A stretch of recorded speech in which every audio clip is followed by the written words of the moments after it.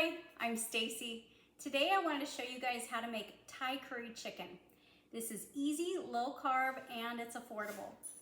Okay, so what I did was I started out with 2 chicken breasts and I chopped them up and I put them in this pan, and I added 1 onion, 4 carrots, and 3 celery stalks.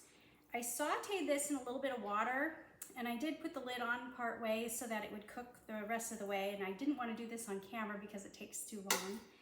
But once this is done, where your chicken is cooked and your vegetables are cooked, you're going to drain off any extra liquid. And at that point, we are going to be adding 2 cans of coconut milk. Okay, it doesn't matter what brand you use. Really, it just matters whatever's on sale.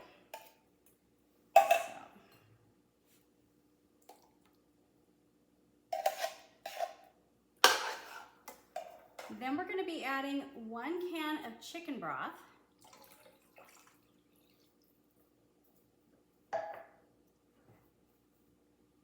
And the last thing would be the green curry paste. I prefer this brand, but it doesn't really matter. I've had other brands. We're going to be doing 2 teaspoons of this. However, there are other brands you can try. Those other brands could be spicier though.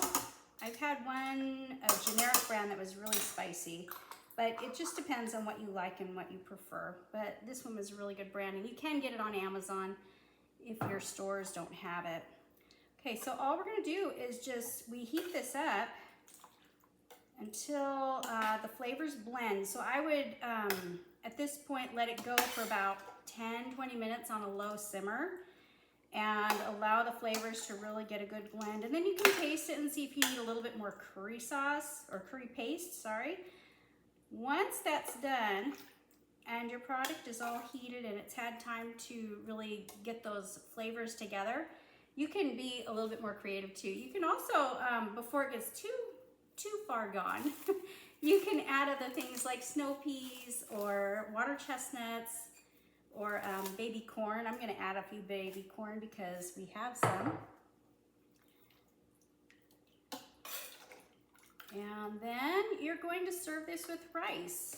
It's actually quite nice to serve with rice. And you'll see this in a lot of Thai restaurants. Okay, it's a little bit soupy, but that's how it's supposed to be. So if you wanted to, I suppose you can go ahead and thicken it with a little bit of cornstarch and water mix. But anyways, that's how it looks. It serves up really nicely. It can serve a group. My family loves it.